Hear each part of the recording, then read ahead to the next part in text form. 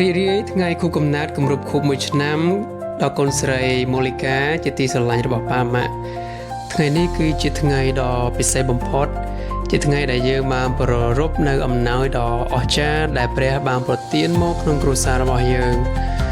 មុននឹងយើងបន្តទៅមុខទៀតប៉ាចង់ឲ្យកូននិងអ្នកគ្រប់គ្នាបានឃើញនៅស្នាមញញឹមនិងសេចក្តីអំណរដែលកូនបាននាំមកឲ្យយើងនៅក្នុងថ្ងៃនេះ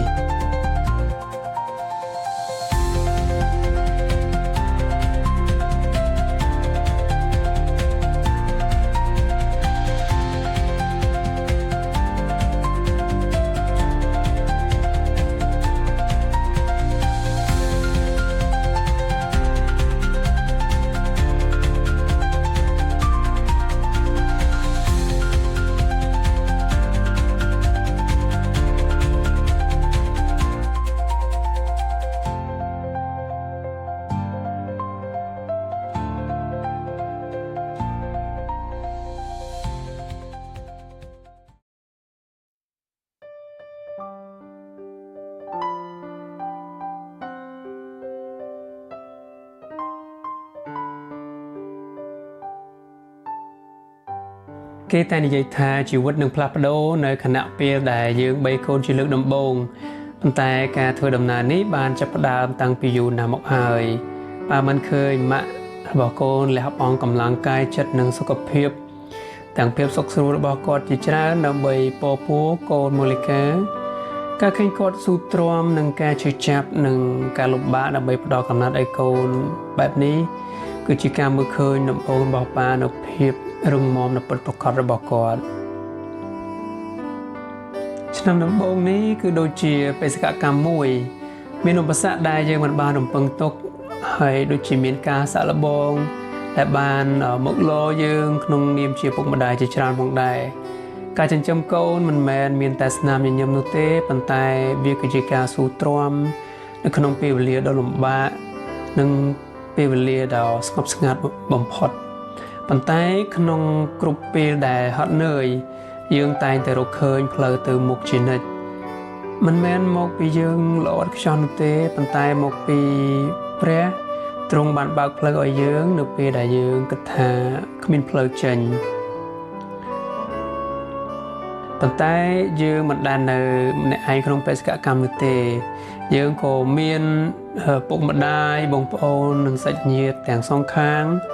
ហើយខ្ញុំក៏សូមអរគុណដែលពួកគាត់បានរួមចំណែកផ្ដល់សេចក្តីអំណរនេះជាមួយយើងសម្រាប់ពួកយើងជាគ្រូបរិស័ទវិញក៏មានការរួមចំណែកយ៉ាងពេញលេញនិងខ្លាំងក្លាពីខាងគ្រួសារក្រុមគ្រួសារគ្រូបរិស័ទដែលជាលោកគ្រូពង្វាសមាជិកពួកជំនុំនិងគ្រួសារនៃព្រះទាំងក្នុងតំបន់និងទាំងអន្តរជាតិដែលពួកយើងបានស្គាល់ផងដែររាល់ទាំងសេចក្តីអធិដ្ឋាននិងសេចក្តីស្រឡាញ់របស់បងប្អូនគឺជាកម្លាំងចិត្តរបស់យើងបងប្អូនមិនត្រឹមតែមើលឃើញយើងចិញ្ចឹមកូននោះទេប៉ុន្តែបងប្អូនបានអបអរសាទរជាមួយយើងយ៉ាងខ្លាំងហើយសហគមន៍មួយនេះគឺជាអំណោយដ៏អស្ចារ្យបំផុតដែលយើងទទួលបានរាល់ការរីកចម្រើនរបស់កូនគឺជាការរំលឹកអំពីព្រះគុណរបស់ព្រះជាម្ចាស់យើងជឿជាក់ដោយដែលព្រះគម្ពីរបានបង្រៀនថាកូនគឺជាព្រះពរនិងជាកិយាករពីទ្រង់ក្នុងកៅភ្នែករបស់កូនប៉ាឃើញនៅរូបភាពនៃព្រះវរបិតាដ៏ល្អឥតខ្ចោះដែលទ្រង់បានការពារផ្គត់ផ្គង់និងដឹកនាំជំហានរបស់យើងម៉ូលីកាកូនគឺជាការរំលឹកដល់យើងថាព្រះអម្ចាស់ទ្រង់ល្អប្រពៃហើយពេលវេលារបស់ទ្រង់គឺល្អឥតខ្ចោះបំផុតចំពោះមិត្តភ័ក្តិនិងឪពុកម្ដាយទាំងអស់សូមផ្ដល់តម្លៃលើរឿងតូចតាចដែលយើងធ្វើសម្រាប់កូនជារៀងរាល់ថ្ងៃ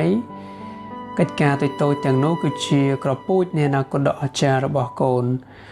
មិនមែនគ្រាន់តែជារបស់យើងនោះទេប៉ុន្តែពួកគេគឺជាអំណោយពីស្ថានសួគ៌សូមឲ្យយើងការពារនិងដឹកនាំពួកគេដោយក្តីស្រឡាញ់និងការយកចិត្តទុកដាក់បំផុតអ្វីដែលប៉ាចង់ឃើញកូននៅក្នុងថ្ងៃអនាគតនោះគឺនៅពេលដែលកូនធំឡើងហើយនេះគឺជាសេចក្តីអធិដ្ឋានរបស់ប៉ាសម្រាប់កូនផងដែរសូមឲ្យកូនក្លាយជាអ្នកដែលនាំមកនូវក្តីអំណរសូមឲ្យកូនមិនត្រឹមតែជាអ្នកទទួលសេចក្តីស្រឡាញ់ប៉ុណ្ណោះទេប៉ុន្តែសូមឲ្យកូនមានចិត្តដែលពោរពេញដោយក្តីស្រឡាញ់សម្រាប់អ្នកដទៃ អធិដ្ឋានសូមឲ្យកូនខ្លាចជាមនុស្សដែលទទួលបានព្រះពរពីព្រះអម្ចាស់